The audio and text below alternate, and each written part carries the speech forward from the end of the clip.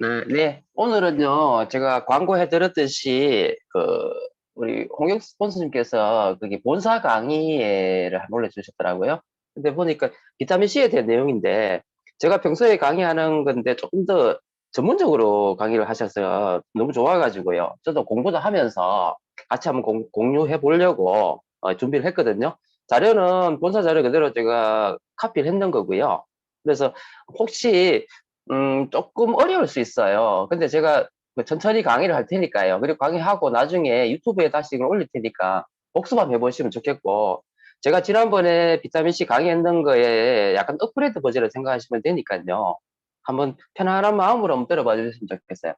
자, 첫 번째, 비타민C인데, 우리 보통, 우리 비타민C에 보면, 자, 보면은 권장 섭취량이라는 게 있어요. 그래서 비타민C의 권장 섭취량은 뭐냐면 100이거든요. 근데 지금 우리 아메이 뉴트리아트를 드시는 분 중에서 100ml를 드시는 분 없죠? 지금 한 알에 몇 ml죠? 우리가? 한 알에 200ml잖아요. 그러면 반 알 먹으면 돼요. 자, 여기서 정리한 포인트. 권장 소비량, 섭취량과 옆에 보면 뭐 적혀있어요? 상한 섭취량이 있어요. 자, 이게 무슨 의미냐면, 권장 섭취량은 하루에 100ml를 안 먹으면은 비타민C 결핍증으로 병이 난다 이거야. 그게 결핍증이고요. 권장 섭취량이고, 상한 섭취량은 뭐냐면, 우리 건강을 위해서는 이 정도 먹어줘야 된다. 그래서 건강을 위한 건강 섭취량이 바로 상한 섭취량이에요. 자, 그래서 하루에 2000ml 정도는 우리가 건강을 위해서는 먹어야 된다. 이렇게 생각해 주시면 좋겠어요. 그래서 결론적으로 이야기하면 비타민C는 우리가 생각하는 것보다가 정말 중요한 거예요. 정말 중요한 영양소이지만 우리가 이게 별로 중요하다고 우리들은 생각하죠. 근데 일반인들은 별로 생각하지 않고 또 스스로 이렇게 생각해요. 우리가 음식으로 충분히 비타민C를 뭐 하고 있다? 먹고 있다. 이런 생각을 합니다. 그래서 이거에 대한 어떤 고정관념을 우리가 뭐야 바꿔주셔야 되는 거예요. 소비자들한테. 그러면 제가 이거 보세요. 비타민C는 권장이 100인데 한 2000ml는 먹어야 된다. 그러면 우리 안세로나 씨를 보면 몇 알이죠? 10알. 10알 드세요. 저는 하루에 적게 평균적으로 한 15알에서 한 20알 정도 먹는 것 같아요. 하루에.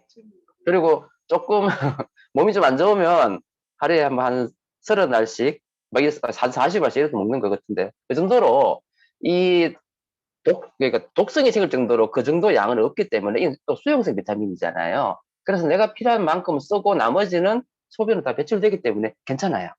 그래서 지용성인 ADEK는 사실은 용량보다 이상이 되면 독성이 생길 수 있다고 이야기를 하기 때문에 조금 조심은 하지만 지용성인 B와 C는 관계없다는 거지. 그래서 충분히 많이 먹어주면 좋을 거예요. 그 기본적으로 알고 계시면 좋겠고. 여기 보시면요. 그 지용성 비타민 A도 보면 권장이 750인데 상하 섭취량이 3000.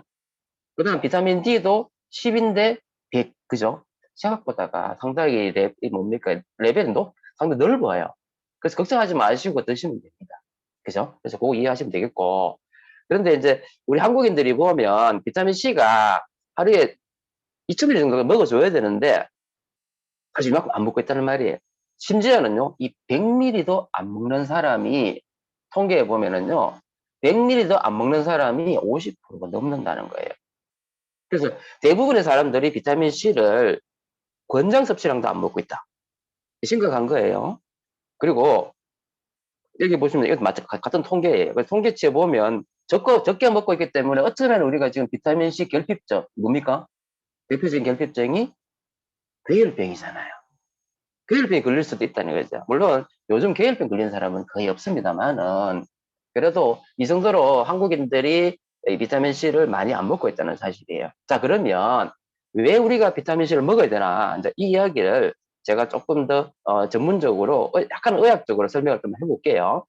혹시 뭐 이해되시는 분도 많이 있겠지만 혹시 이해 안 되더라도요. 너무 본인을 섭섭해 하지는 마세요. 자꾸 들으시면 결국은 이해되실 거예요. 자, 자, 그래서, 자, 시작합니다. 자, 비타민C. 제가 지난번에, 이제 제가 강의할 때는 항상 이렇게 했어요. 비타민C는 합성 기능이 있고, 그 다음에 항암 기능이 있고, 그 다음에 또 뭐라 그랬어요? 면역 기능이 있고, 그 다음에 항산화 기능이 있고, 이렇게 제가 그때는 그걸 설명했잖아요. 그죠? 근데 요 본서에서는 어떻게 했느냐면, 첫 번째 제일 중요한 기능이 뭐라고 적어놨냐면, 면역이다, 이거지, 면역. 위에 보면 면역 적혀 있죠? 그래서 면역의 범주는 상당히 넓잖아요. 넓은데, 이 면역에서 이제 비타민C가 관여하는 게 바로 뭐냐면, 바로 1번이 바로 뭐야? 대표적인 항산화 영양소예요. 그래서 오늘 제가 이 항산화에 대한 이야기를 조금 더 설명을 드릴게요. 그래서 꼭 기대해 주시고요. 그래서 비타민C는 대표적인 항산화 비타민이죠. 자, 이건 또 질문 해볼게요. 복습. 항산화 비타민 뭐가 있습니까?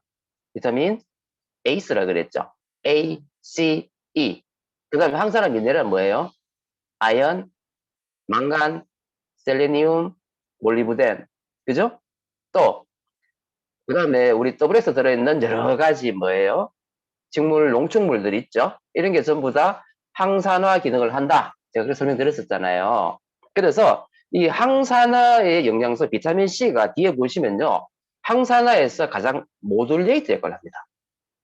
뭐라고요? 비타민C, 제가 금방 여러 가지 항산화 기능을 이야기하는 비타민, 미네랄, 농축물 이야기했지만 그 중에서 비타민C가 이거를 조절해주는 조절인자 역할을 하는 것이 비타민C예요. 그래서 비타민C는 가장 강력한 뭐다? 항산화 영양소다. 이렇게 이해하시면 되고요. 두 번째는 뭐냐면 또 면역을 담당하는 데 있어서 두 번째 기능이 바로 뭘 한다? 콜라겐을 합성한다. 콜라겐을 합성한다. 자, 콜라겐이라는 거는 뭐죠? 대표적인 게 우리 모든 장기에 방어막을 만드는 거죠. 혈관에도 밖에 보면은 콜라겐이 있어서 혈관 방어막을 만들어내는 거고, 그죠? 그래서 콜라겐은 모든 것이 다 들어있는데 이 콜라겐 합성이 바로 물리적인 장벽을 강화한다. 아시겠죠? 그래서 이걸 통해 가지고 우리 몸에는 밖에서 들어오는 독소들이 많잖아요. 그래서 외부 물질이 안으로 침범하는 것을 막아내는 일반 1차적인 방어막이 바로 뭐예요?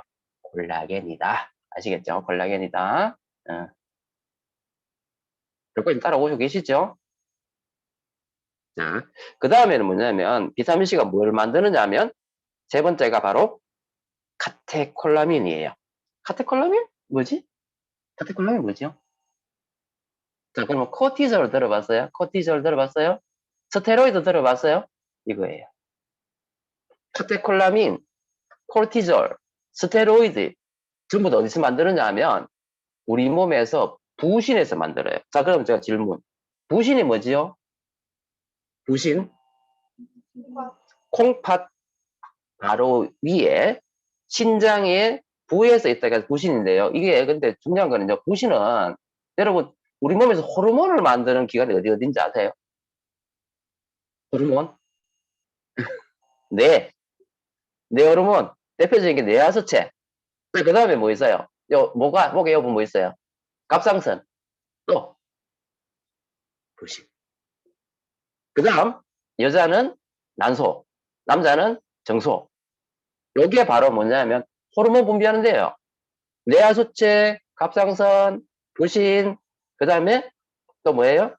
난소, 정소. 그 다음에 콩팥. 아시겠죠? 요런 게 호르몬 분비하는 거예요. 그런데 이 부신에서 주로 분비하는 호르몬이 뭔 줄 아세요? 바로 스테로이드예요. 그 대표적인 호르몬 이름이 뭐라고요? 코르티졸. 이거 보면 뭐라고 또 어려운 말로 또 카테콜라민 적어놨지. 그래서 이 스테로이드가 하는 역할이 너무너무 많은데 스테로이드가 하는 역할이 바로 뭐냐면 우리 몸의 호메오스테시스 들어보셨죠? 우리말로 뭐라 그래요? 항상성, 건강한 상태로 유지한다. 호메오스테시스를 유지하는 호르몬이 바로 뭐다? 코르티졸이다. 근데 이 코르티졸을 만드는 것도 역시 뭐다? 비타민 C다. 그죠? 이해되시죠? 자, 그 다음에 그 밑에 보면 카르니틴이라고 해서 이거 만든다 그랬죠, 제가 지난번에. 카르니틴이 하는 역할은 뭐라 그랬어요? 미토콘드리아로 뭐를 지방을 운반하는 운반체다. 카르니틴 들어보셨죠? 그래서 이 카르니틴을 만드는 게 뭡니까? 비타민 C다. 그래서 살을 빼려면 뭐가 필요하다? 비타민 C가 필요하다. 그죠? 그 말이에요. 됐죠? 이렇게 됐죠? 자, 그 다음에 비타민 C는 뭐를 흡수를 조장한다 그랬죠? 철분. 철분. 그죠? 그래서 빈혈 예방하려면 반드시 철분하고 뭘 같이 먹어야 돼요? 비타민 C. 그래서 여기 보면 산소 결핍 유도 인자 해가지고 돼 있는데 요게 바로 빈혈이라는 이야기예요. 그래서 빈혈을 예방하려면 비타민 C가 필요하겠구나. 자, 그 다음에 비타민 C는요. 여기 보면 후성 유전적 조절이라는 말이 있어요. 이게 뭘까? 요즘 이런 말 많이 듣잖아요. 우리의 유전자가 어떻게 된다. 그러니까 조물주가 우리한테 유전자를 만들어 놨는데 DNA, RNA가 있는데 이 유전자가 외부의 어떤 인자에 의해 가지고 이게 돌연변이가 되더라. 그러면은 뭐가 생겨요? 우리 유전자가 돌연변이 생기면은 뭐가 생기는 게 뭐죠? 암이란 말이죠. 암과 만성 질환이 생기잖아. 그런데 이 비타민 C가 이런 후성 유전적 조절을 해줘 가지고 암이 안 생기게 한다면 이 대표적인 항암 물질이에요. 그래서 이 후성 유전자가 보면은 좀 어려운 말인데 DNA가 메틸레이션 되고 히스톤 말이 있는데 기억 안 하셔도 돼요. 하여튼 DNA가 메틸화되고 히스톤 변성이 오면은요 이게 후성 유전적으로 변성이 오는 거예요. 돌연변이 오는 거예요. 근데 비타민 C가 야들을 조절해 준다 이 말이에요. 아시겠죠? 그리고 그거 외에 여러 가지 우리가 아직 모르고 있는 기능들이 많이 하는 것이 뭐란 말이에요? 비타민 C라는 말이에요. 자, 여기까지 따라오셨어요? 네, 오케이. 자, 그러면 이제 조금 더 설명드릴게요. 아까 제가 처음에 항산화 이야기를 많이 하잖아요. 항산화가 뭐고? 제가 처음에 일반인들한테 이제 항산화 이야기를 할 때는 제가 뭐 프리 라디칼이 어떻고 방사능이 어떻고 이런 이야기를 많이 했어요. 근데 잘 이해를 못 해가지고 저는 이렇게 이야기해 버렸어요. 몸이 산화가 되면 어떻게 된다요? 세포가 노화가 오고, 노화가 온 다음에 결국 어떻게 된다고요? 세포가 죽게 되고, 결국 사람은 사망이 된다는 말이죠. 이게 뭐냐 하면 우리는 무슨 호흡을 하죠? 수소호흡입니까? 산소호흡을 하죠. 산소호흡. 그러니까 우리가 호흡을 해가지고 살기 위해서 산소호흡을 하는데 이 산소라는 놈이요. 안정적이라는 말은 그 안에 전자가 짝수로 유지되어 있으면 안정적이에요. 우리 세포도 전자가 짝수로 유지되어 있으면 안정적이에요. 그런데 어떤 외부 자극에 의해 가지고 이 산소 막 뺏겨버리네? 그죠? 그걸 가지고 뭐라 그러냐면 유해산소라 그래. 유해산소. 이게 뭐 방사능이 될 수도 있겠고 독극물이 될 수도 있겠고 여러 가지가 있어요. 어쨌든 이것 때문에 우리가 산소호흡을 하다 보니까 이게 뭐예요? 유해산소로 바뀌어버리는 거예요. 그럼 이제 보면 산소 빠졌죠? 그럼 얘는 아주 위험한 존재가 되는 거예요. 그럼 지가 살려고 주위 세포에서 전자를 가지고 오는 거야. 그러면 지는 안정화되죠? 근데 그 전자를 잃어버린 그 세포는 어떻게 돼요? 불안정화되는 거예요. 그래가지고 그 세포는 변성이 오기도 하고 파괴되기도 하고 문제가 생긴단 말이에요. 그러니까 이 프리 라디칼이 어디에서 전자를 빼오느냐 하면 이거예요. 미토콘드리아에서 빼와요. 그러면 미토콘드리아에서 전자 빼버리면 어떻게 되죠? 미토콘드리아 하는 역할이 뭐예요? 에너지 만들잖아. 그럼 에너지 만들어질까? 안 만들어지는 거지. 그러니까 유해산소가 내 몸에 들어가면 첫 번째 에너지 안 만들어진다. 미토콘드리아 손상되기 때문에. 자, 두 번째 또 뭐가 손상될까? 세포막이 손상됩니다. 자, 세포막이 손상이 되면 어떻게 돼요? 세포막은 방어막이잖아. 나쁜 물질이 안으로 들어가겠지. 문제 되겠죠? 그죠? 이런 식으로, 만약에 혈관이 산화되면 어떻게 될까요? 혈관이 딱딱해지겠죠. 그럼 여기다 뭐 붙어요? 동맥경화도 생길 수 있겠고, 혈관이 딱딱해지니까 고혈압도 생길 수 있겠고, 이런 거란 말이에요.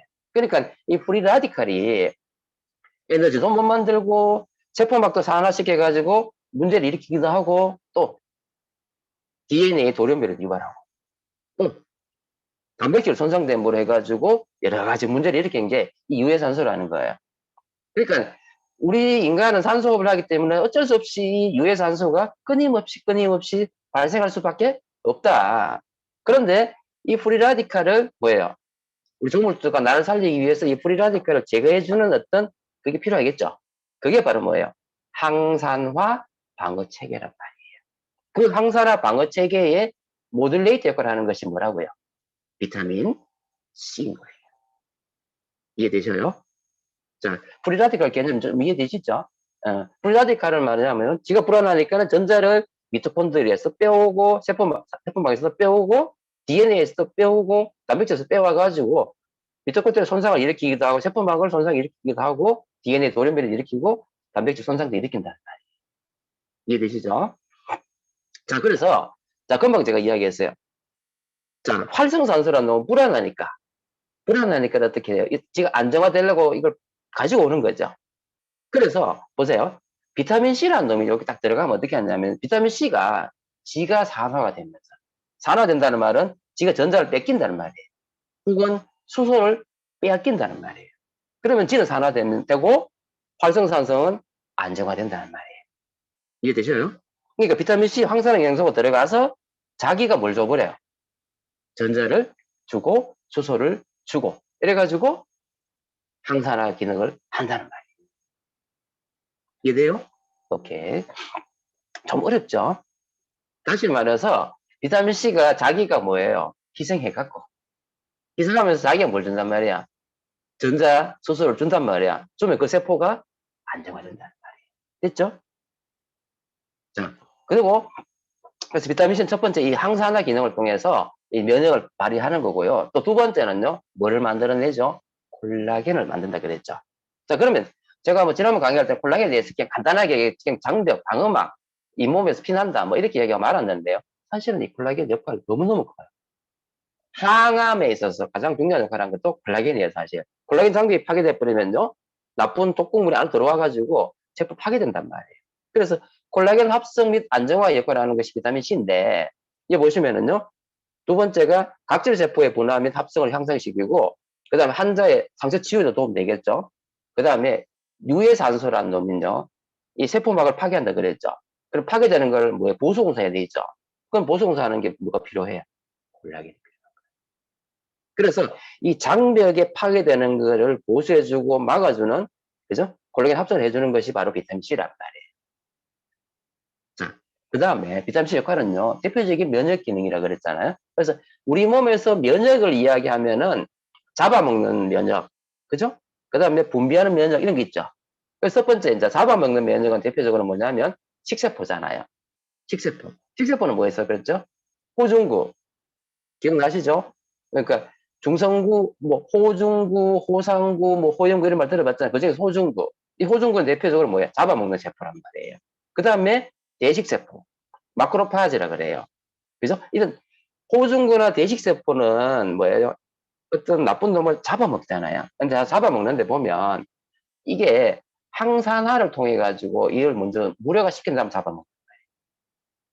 그 다음 두 번째는 뭐냐면 식세포 작용을 강화시키고 주고요. 그 다음에 오래된 세포 있잖아. 암세포가 우리 몸에 발생하면 암세포가 왜 죽는지 아세요? 암세포 스스로가 자살하게 해요. 이게 세포 자살을 그래요. 영어로 에버토시스를 하나? 그러니까 한데 세포 자살을 유도하는 것도 비타민 C란 말이에요. 그 다음에 비타민 C는 뭐냐면 좀 어려운 말이 있어요. 운동성 조화성 하는 말인데 조화성은 뭐냐면요. 이 비타민 C가 그죠? 이 식세포가 갈 수 있도록 어떤 물질을 분비시켜주는 거예요. 그래서 특정 화학 물질에 대해서 반응성에 의해 가지고 끌려가는 거야. 무슨 말인지 아시겠죠? 그러니까 식세포가 그쪽으로 이동해야 되잖아. 이동하려면은 그냥 하는 게 아니고 어떤 유도 물질에 가는 거야. 이 유도 물질을 분비해주는 게 비타민 C인 거야. 그러면은 유도 물질 분비된 그곳으로 뭐예요? 세포, 호중구나 대식세포가 가는 거야. 그걸 연결해주는 것도 뭐라? 비타민 C다. 그러니까 이런 식으로 잡아먹는 데에서 중요한 모듈레이터 역할을 하는 것도 비타민 C인 거예요. 그 다음에 T림프구, B림프구 들어보셨죠? T림프구는 모듈레이터 역할도 하고 잡아먹는 세포일 수도 있고, 그죠? 그리고 B림프구는 뭐예요? 항체받는다 그랬죠? 그래서 이 B림프구와 T림프의 기능을 도와주는 것도 비타민 C인 거예요. 그 다음에 염증이라는 거. 자, 제가 몇 번 이야기했지만 염증이라는 놈은 사실 면역이단 말이에요. 그런데 이 염증이 심해지면 뭐가 생긴다 그랬죠? 자가 면역 질환이라든지 만성 질환이 생기고 이래 된다 그랬죠. 쉽게 말해서 염증이라는 놈이 적당성을 유지를 해줘야 돼요. 염증이 잘 안 되면은 면역이 결핍이 되는 거고, 염증이 너무 심하면은 자가 면역 질환이나 만성 질환이 생긴다 이렇게 설명드렸잖아요. 그런데 이 염증을 적당히 조절해 주는 것이 비타민 C인 거야.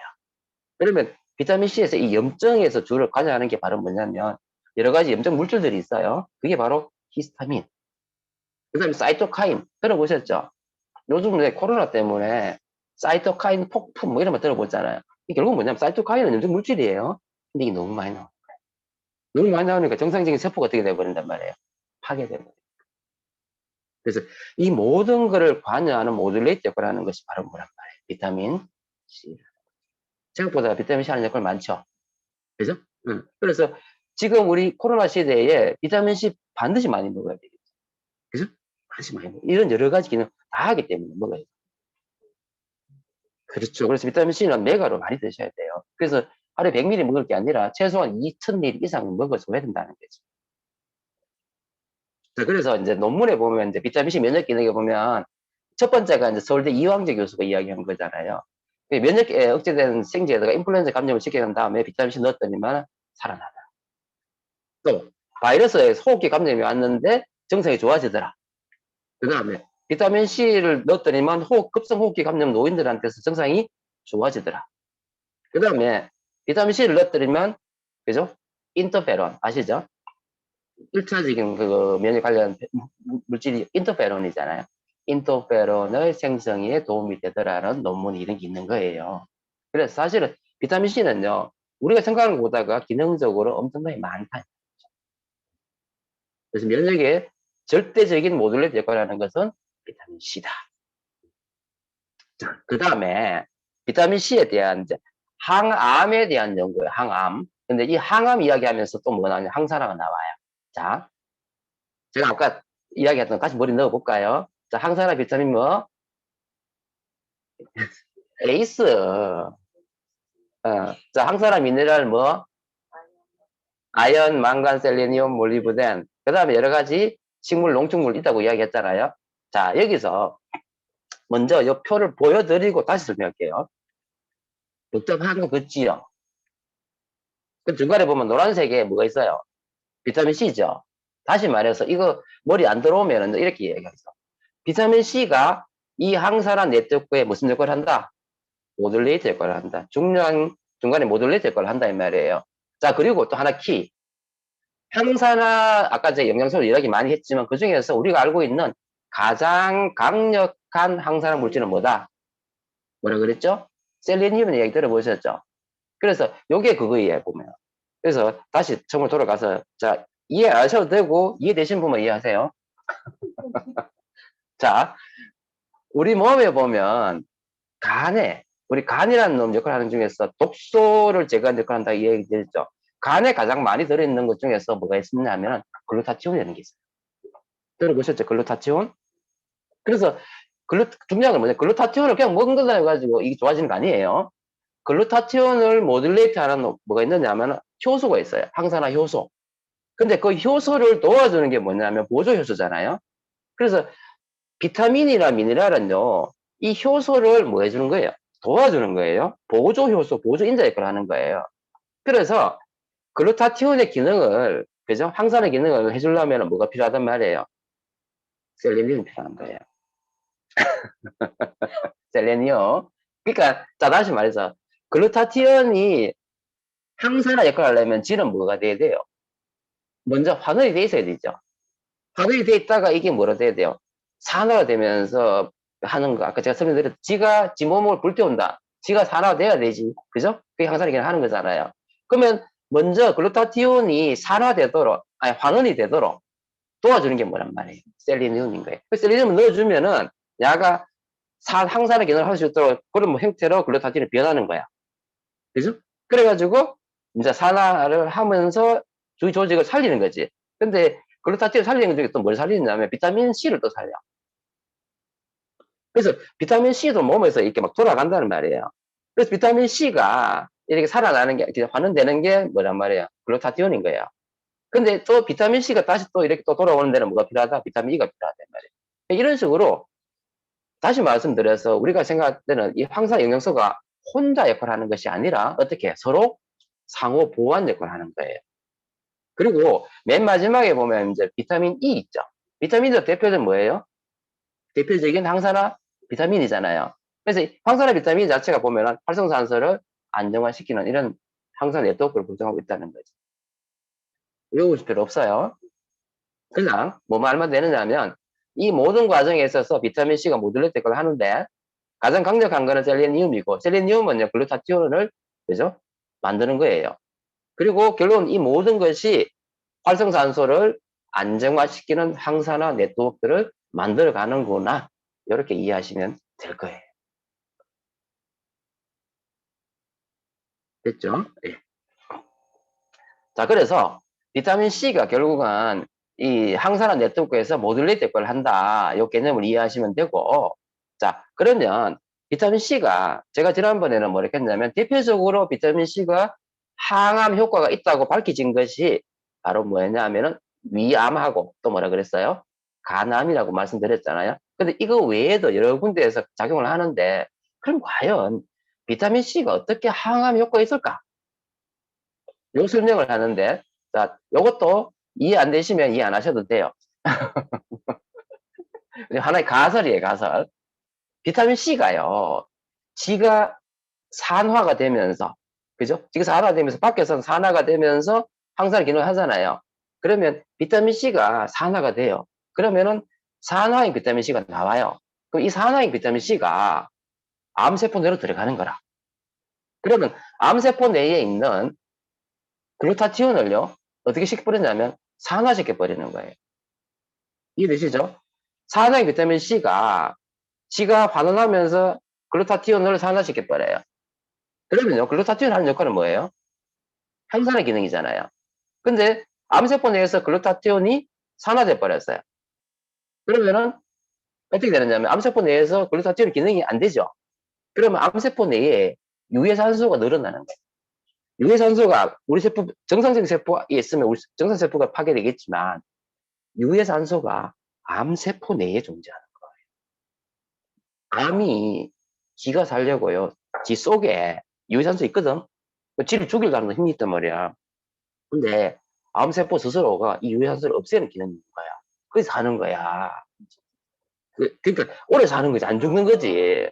그런데 이 산화의 비타민 C가 들어가가지고 글루타티온 기능을 못하게 하니까요. 유해산소가 안 없어지는 거지. 그러면 유해산소가 산소 내에 그 뭡니까? 암 내에 있다가 누굴 죽여요? 암세포를 죽여요. 암세포에 에너지를 못 만들게 하고 그걸로 해가지고 암세포가 자살하도록 만드는 거예요. 이게 바로 비타민C 항암이 된 연구예요. 근래에 나온 연구래요, 이게. 저도 이번에 처음 공부했는 거거든요. 그러니까 쉽게 말해서 비타민C가 하는 역할을 간단하게 이야기하면요. 비타민C가 암세포의 자살을 유도하는 거예요. 원래 암세포가 왜 안 죽느냐면 안 죽는 이유가 암세포 내에도 활성산소가 있단 말이에요. 정상세포가 결국은 노화되가 죽는 거는요. 그 세포 안에 활성산소가 있음으로 해가지고 이 세포가 죽는 거거든요. 근데 암세포는 왜 안 죽느냐면 이런 활성산소를 암 스스로가 이걸 제거를 하는 기능이 있는 거지. 근데 이걸 무력화시켰거든요. 그러니까 암세포가 지가 지를 살려고 제하는 데가 항산화 영양성의 글루타티온을 많이 저장해 놓는 거지. 그러니까 지 속에 있는 활성산소를 그때그때 제거했단 말이야. 그게 안 죽는 거야. 근데 비타민 C가 들어가가지고는 뭐를 이거 이 글루타티온을 무력화시켜 버리는 거야. 그러니까 암세포 내에 있는 활성산소가 기능을 하겠지. 그러니까 암세포가 자살되는 거지. 이해돼요? 그런 기능인 거예요. 그래서 나도 이걸 딱 들으면서 와, 일리 있다 이 생각 들더라고요. 네, 이 검증대가 나온 논문이에요. 2019년도에 나온 논문이에요. 그렇죠? 자, 그래서 항암의 이제 하나의 가설 중에 하나가 요거라는 사실이에요.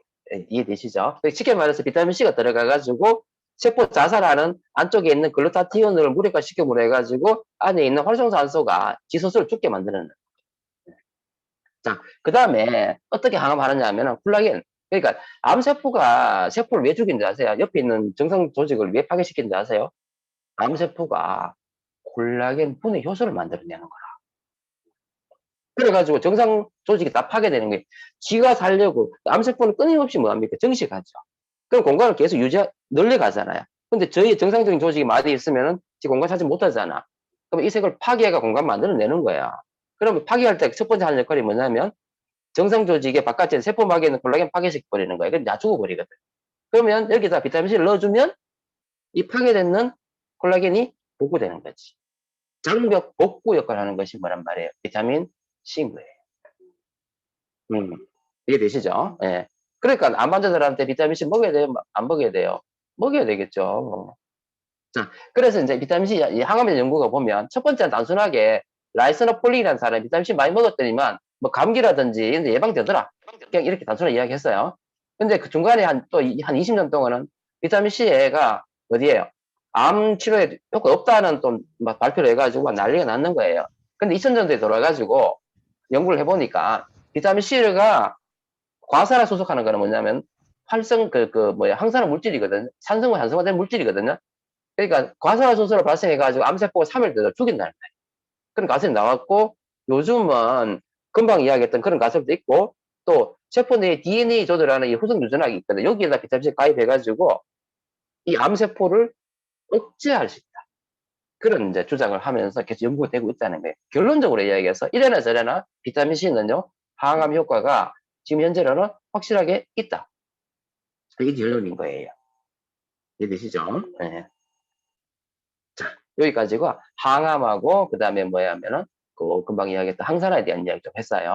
자, 두 번째, 제가 지난번에 비타민 C 기능 중에서 합성 기능 중에서 뭐라고 그랬어요? 피로 호르몬, 그죠? 피로를 조절하는, 내가 피곤할 때, 그죠? 그거를 조절해주는 호르몬을 만든다 그랬죠. 그게 바로 뭐냐면 바로 카테콜라민. 그 중에 또 뭐예요? 코티졸이에요, 코티졸. 제가 아까 신장 바로 위에 뭐가 있다 그랬죠?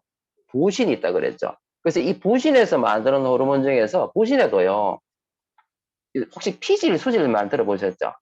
우리가 이거 뭐가 머리카락 이야기하면서 바깥쪽에를 코텍스를 피질, 안에 메들라를 수질 이렇게 했잖아요.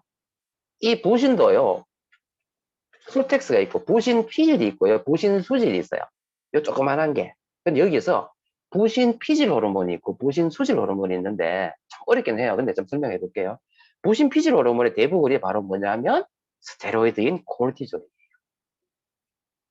그래서 우리 보통 부신 피질 호르몬 가면 스테로이드 이렇게 콜티졸 이렇게 이야기하는 거고, 안쪽에 부신 수질 호르몬은요 주로 뭐하고 관련돼 있냐면 혈압하고 관련돼 있어요.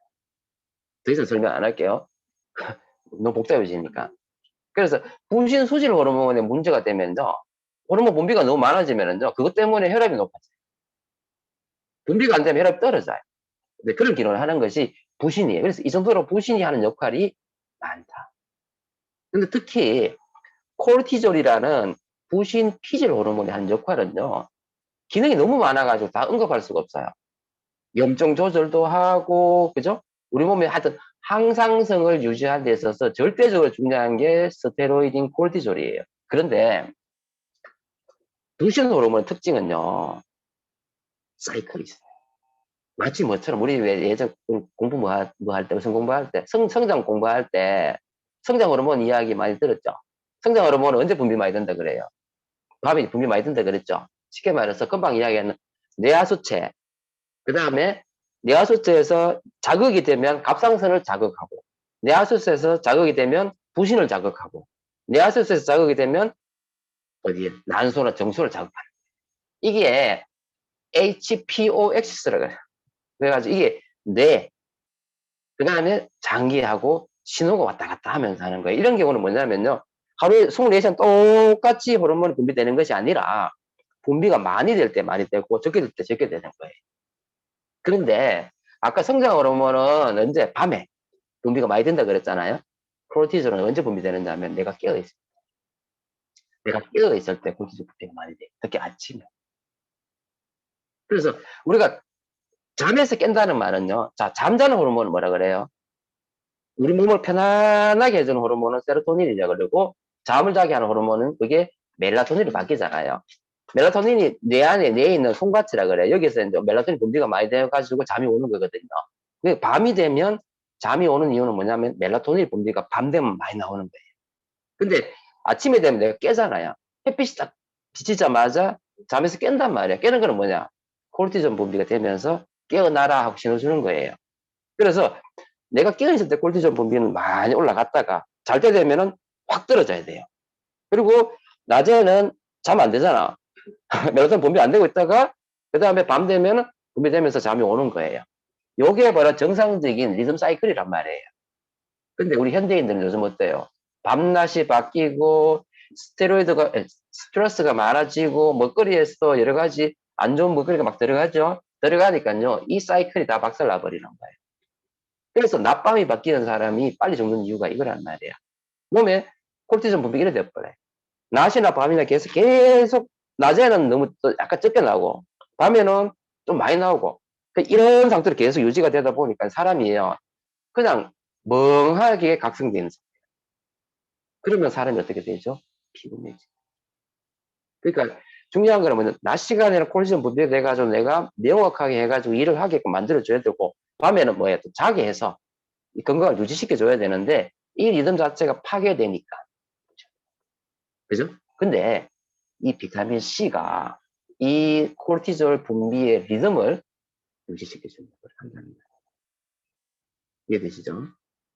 엄청 중요한 역할을 하죠, 비타민 C가. 생각보다. 그래서 사실은요, 우리가 비타민 C뿐 아니라요, 비타민 A나 비타민 E나 마그네슘 같은 거 이런 거 쉽게 말해서 비타민 미네랄이 부족하면은요, 콜티졸 생성이 다 저하돼요. 특히 비타민 C. 그리고 여기 보면 에디슨병 가는 게 이건 뭐냐면 선천적으로 부신 기능이 안 되는 거예요. 그래서 부신 호르몬 분비가 안 되는 거지. 이런 환자들한테 비타민 C를 투여했더니만 기능이 좋아지더라. 연구예요. 그 다음에 판토텐산 가는 건 뭐냐 비타민 B5예요. 그래서 판토텐산을 넣어줬더니만 또 부신도 좋아지더라. 결론은 이게 다 외우지는 못하고 쉽게 말해가지고 비타민 C 포함해서 비타민과 미네랄 그 외에 뭐 오메가3, 코큐텐 뭐 이런 게 있잖아. 이런 게 모두 다 콜티졸 분비에 관여하는 것 같다. 이해되시죠? 그래서 평상시에 내가 막 피곤하잖아요. 만성 피로야. 그러면은 1차적으로 반드시 필요한 게 뭐란 말이에요? 비타민 C. 그 다음에 비타민 B. 그죠? 제가 지난번에 설명 그렇게 했어요. 필요하면 비타민 C, 비타민 B 많이 먹으라고 했잖아요. 근데 결론은 비타민 B, 비타민 C뿐 아니라 그 외에 비타민 A, 비타민 E, 그 다음 다른 마그네슘, 엽산, 그 다음에 코큐텐, 이 전부 다 그런 기능을 하는 거예요. 그래서 내가 피곤해지면은 비타민 B와 비타민 C를 왕창 먹고, 그 다음에 추가적으로 항상 평상시에는 더블엑스 같은 걸 꾸준히 먹어주면 이런 콜티졸 분비의 리듬이 정상화되면서 우리가 피곤해서 벗어날 수가 있는 거예요. 이해되시죠? 자, 그리고 우리가 이런 피곤함이 만성화된 사람 많잖아요. 그래서 요즘은요, 만성피로증후군 하는 말도 있어요. 사실은 만성피로증후군. 그럼 이게 뭐냐? 결론적으로 이야기해서 금방 제가 설명 다 했는데, 이거 도표해보면은요, 우리가 뭐 외부의 어떤 감염이라든지, 아니면 먹거리라든지, 뭐 중금속이라든지, 어쨌든 이런 외부 독소가 내 몸에 들어오면은 우리는 끊임없이 뭐예요? 산화 스트레스를 받죠. 몸이 산소가 된단 말이에요. 그러면 이 산소가 되면요, 이게 아까 보면 세포막이 파괴되고, 미토콘드리아 파괴되고, 단백질이 변성이 되고, 뭐 이런 여러 가지 기능을 하잖아요. 그러면 이것 때문에 우리 몸에 안에 있는 여러 가지 대사라든지 이런 게 다 박살나버리는 거예요. 그렇겠죠? 그러면 우리 몸에서 이거를 조절해 주는 게 금방 이야기했듯이 뇌하수체, 뭐 갑상선, 뇌하수체, 부신, 뇌하수체 뭐 이런 게 있잖아요. 이 호르몬 밸런스인데 이 밸런스가 바뀌죠. 이게 중간에 그거예요. 뭐 시상하고 뇌하수체, 부신 호르몬, 뭐 면역세계 이상, 바소프레신, 레닌은 떨어졌죠. 이게 부신 수질이에요. 사이토카인 기능이 문제. 이걸 필요 없어요. 이럴 필요 없이 그냥 어떻게 해요? 현대인의 먹거리, 현대인의 어떤 감염, 아니면 중금속, 뭐 환경적인 요인 여러 가지는 전부 다 산화 스트레스인 거예요. 그러면 산화 스트레스 해가지고 미토콘드리아 방해되니까 에너지 못 만들어내죠. 세포막이 파괴되니까 세포가 불안전해지고 그죠? 그다음 DNA 손상이 오고 여러 가지 문제가 되니까 결국 우리 몸에서 항상성을 유지해주는 그죠? 이런 그 아까 뭐 있죠, 그 이제 머리 하는 거 있죠. 이런 여러 가지 기능 자체의 모듈레이트가 다 박살 나버리는 거예요. 그죠? 그래서 이것 때문에 결국은 만성피로증후군이 오면서 여러 가지 문제를 일으키는데 그럼 결국은 이거를 좋게 해주려면은 항산화 영양소를 내가 왕창 먹어줘야 되겠죠. 그 중에서 가장 중요한 기능을 하는 것 중에 하나가 바로 뭐란 말이에요? 비타민 C란 말이에요. 자, 그 다음에 비타민 C는요, 만성 피로에 있어서 제일 중요한 역할을 하는 것 중에 하나가 바로 뭐냐면 간독성. 간 해독에 이제 중요한 역할을 하는 거죠. 우리 보통 간이란 놈은 제가 지난번에 설명을 했지만 간은요 내 몸에 들어오는 독소 중에서 나쁜 독소는 전부 다 지용성이에요. 항상 말씀드렸잖아요, 그죠? 지용성 그러니까 내 몸에 독소가 들어오면 전부 다 어디에 지방 내에 축적이 된다 그랬죠. 그럼 그나마 이걸 없애려고 그죠? 간이 지용성 독소를 뭐로 바꿔요? 수용성 독소로 바꾸어가지고 이거를 밖으로 빼내면서 간이 엄청나게 힘이 들는 거죠. 그러니까 내 몸이 독소가 많으면 간은 쉬지를 못해. 계속 독소를 해독하는 어떤 공장을 계속 돌려야 됩니다. 얼마나 힘들겠어요. 그러면 이 해독 공장을 돌리려면 그 안에 뭐가 들어가줘야 된단 말이에요. 보조, 효소, 보조 인자들이 들어가야 된단 말이에요. 이 역할을 하는 것이 바로 비타민과 미네랄과 식이섬유 이런 거란 말이에요. 아시겠죠? 그래서 이거 보면 엄청 많아요. 엄청 많은데 이걸 어떻게 다 외워요? 근데 그 중에서 가장 중요한 기능을 하는 것이 바로 뭐냐면 비타민 B와 비타민 C라는 말이에요. 이 가장 중요한 역할을 하는 거고요. 그러면 이게 1차적으로 해가지고 지형성이 수용성으로 바뀌고 그럼 수용성 바뀌어가지고 이게 다시 이제 옆으로 배출되는 거잖아요. 소변으로 배출될 수도 있고 어쨌든 배출되는 거잖아요. 그러면 이 과정에서도요. 간이 어떻게 될 것 같아요? 간도 지금 막 공장이 막 돌아가다 보니까 진짜 힘들 거 아니야. 그럼 간도 어떻게 된단 말이에요? 간도 산화되는 거예요. 그러니까 간이 산화되는데 그 간이 산화되는 물질을 뭐예요? 끊임없이 이게 산화되는 거를 제가 알려주면 간세포가 파괴되는 거야. 그래서 우리가 왜 간세포를 파괴하는 데 있어서 중량기를 하는 게 우리 뭐예요? 우리 제품 중에서 밀크시슬이잖아. 실리마린이잖아요. 그죠? 그 다음에 글루타치온이란 말이에요. 그러니까 이런 글루타치온이 결국 뭐냐면은 산화되지 않도록 역할해주는 물질들이 바로 뭐냐면 또 마찬가지로 비타민 C, 비타민 E, 실리마린 뭐 이런 거란 말이에요. 이해되시죠? 그러면 결국 뭐예요? 간이 기능을 하는데, 자, 원래 돌아가면 간이 기능을 하는 데 있어서는 비타민 B, 비타민 C, 미네랄 이런 게 뭐예요? 하나의 뭐예요? 불소식 역할을 하는 거죠. 보조해서 보조 인자 역할을 하잖아요. 하는데 중요한 거는 그 하는 과정 속에서 간에서 끊임없이 활성산소 나오겠죠. 그럼 이 활성산소를 그대로 두면 간세포가 어떻게 돼요? 파괴되잖아. 그럼 간이 망가지죠. 그럼 어떻게 돼요? 간염, 간경화, 간암 온단 말이야. 그러면 이 간염, 간경화, 간암이 오지 않도록 끊임없이 활성산소를 제거해주는 역할을 하는 것이 뭐란 말이야? 비타민 C, 비타민 E, 베타카로틴은 비타민 A잖아요. 그죠? 코큐텐, 미네랄, 실리마린 이런 거라. 좀 정리는 되셔요. 예. 그래서 제가 설명드렸을 때 우리 비타민 B, 비타민 C 뭐 이런 거는 간이 기능을 하는데 도움이 되잖아요. 맞죠? 간의 기능이란 말이 해독 공장 돌리는 거란 말이야. 근데 공장 돌리는 과정 속에서도 활성산소가 나오니 이 활성산소를 또 제거해주는 것도 역시 마찬가지로 또 비타민 C, 비타민 이런 거란 말이에요. 결국은 비슷한 기능을 하는데 특히 그죠? 항산화 영양소가 결국은 뭐냐면 간세포가 파괴되는 거를 어떻게 해준단 말이에요. 파괴되는 거를 제거해주는 거예요. 박 기장님 좀 지워주세요. 이해되시죠? 네. 설명이 다 잘 됐는지 모르겠다. 제 나름대로는 설명했는데. 그래요? 아이, 감사합니다. 그래서 이런 간 기능에 있어서 중요한 역할을 하는 것도 막 그냥 두리뭉실하게 이야기하면 비타민, 미네랄, 식물용충도 다 필요하죠. 근데 간이 공장을 돌리는 데 있어서는 특히 비타민 B, 비타민 C 같은 게 굉장히 중요하고요. 그죠? 그런데 그 속에서 생기는 독소를 제거해주는, 그러면 간세포를 살리는 기능을 하는 것이 마찬가지 항산화 영양소들이라, 이런 말이에요. 그리고 하나 꼭 기억해야 되는 게 질리마린이라는 말. 코큐텐 가는 것도 결국은 뭐냐면 세포 내에 있는 항산화 코엔자임인 거 아시죠? 코엔자임 가는 건 보조 효소란 말이잖아. 보조 효소 큐텐이잖아요. 네, 그렇게 이해하시면 될 것 같습니다. 자, 그래서 여기까지가 본사에서 이번에 이제 강의했던 건데, 제가 조금 추가적으로, 제가 예전에 이제 강의했던 것좀 설명드리면은요, 이 활성산소라는 거는 우리가 산소 호흡을 하기 때문에 끊임없이 나타나는 그런 거잖아요. 그래서 아까 이야기했지만 이게 이제 짝을 안 찢는 불완전한 어떤 그런 거라고 보시면 되는데, 이게 이런 기능을 한다고 제가 설명을 드렸었잖아요. 용편을 지나가는데, 그럼 어떤 게 있느냐면, 활성산소에는, 그래서 요건 조금 더 이제 다르게 체분화 시켜보면은요, 활성산소에는요, 산소만 있는 게 있어요. 그래가지고 슈퍼옥시드 라디칼이라 그래요. 그래서 이 슈퍼옥시드 라디칼은 주로 뭐냐면 에너지 대사 미토콘드리아에서 많이 만들어지는 그런 거라고 생각하시면 돼요. 그래서 미토콘드리아에서 에너지 생산 과정 속에서 끊임없이 나오는 활성산소가 슈퍼옥시드 라디칼인데, 또 재밌는 사실은요, 백혈구가 균을 죽일 때도 뭐냐면 아까 했잖아요. 백혈구가 균을 죽일 때 활성산소를 분비해가지고 얘를 죽인단 말이에요. 아까 암세포가 안 죽는 이유는 뭐냐면 지가 지 속에 있는 활성산소를 제거하는 기능이 있기 때문에 산다 그랬잖아요. 마찬가지로 백혈구가 기능할 때도 활성산소를 사용한다는 말이에요. 그리고 가장 흔한 비타민 C가 바로 뭐냐, 아니, 활성산소가 바로 뭐냐면 슈퍼옥시드 라디칼이라는 거예요. 아시겠죠? 자, 두 번째는 우리 소독제 사용하는 과산화수소 있죠. H2O2. 이것도 대표적인 활성산소예요. 세 번째, 가장 이제 문제되는 게 바로 뭐냐면 이 하이드록시 라디칼 OH-예요.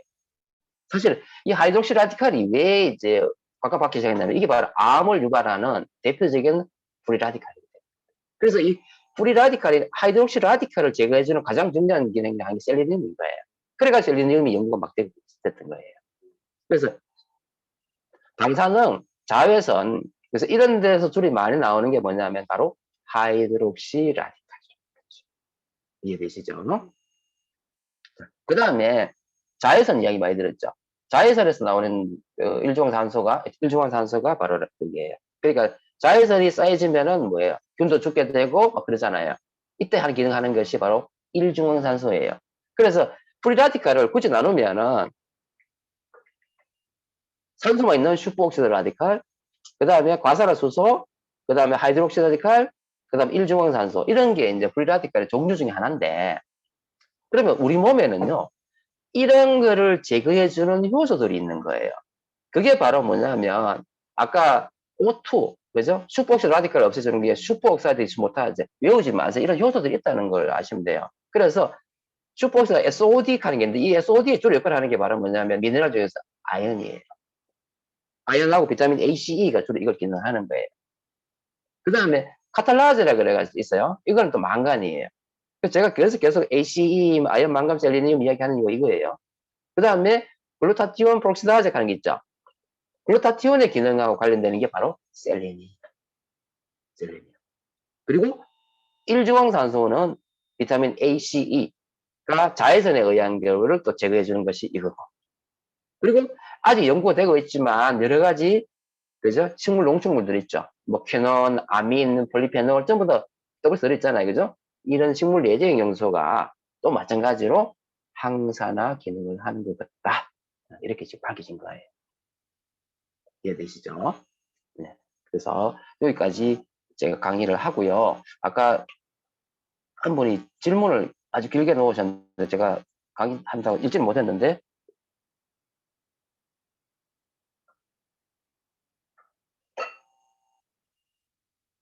비타민C 관련 질문이네요. 예요. 저희 어머님이 조인트 가드를 먹고 속이 너무 쓰이시는데 비타민C가 들어있어서 그런 것 같다고 하시는데 위가 안 좋아지신 거거든요. 비타민C 때문에 속 쓰린 건 아닌가요? 비타민C의 기능 중은요. 합성 비타민은 비타민C가 위 점막을 파괴하고 위암을 유발합니다.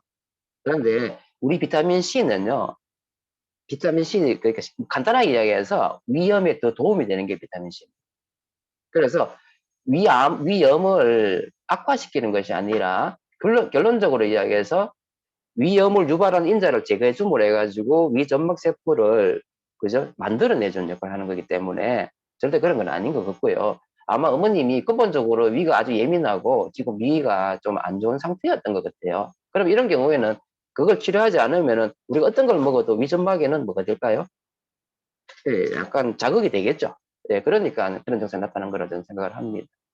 네, 아시겠죠? 그래서 오늘 제가 비타민C에 대한 그 본사 강의하고, 그 다음에 기능에 대해서 제가 좀 설명을 드렸는데, 어떻게 좀 이해가 되셨는지 모르겠어요. 쉽다면 쉽고 어렵다 어려운데요. 제가 요거 다시 또 유튜브에 올릴 테니까, 관심 있으신 분들은 복습해서 한번 공부해 보시면, 아마 자꾸 들으시면 또 이해가 되실 거라 저는 생각을 합니다. 네, 도움이 되시길 바라고요. 자, 이상 마치도록 하겠습니다. 감사합니다.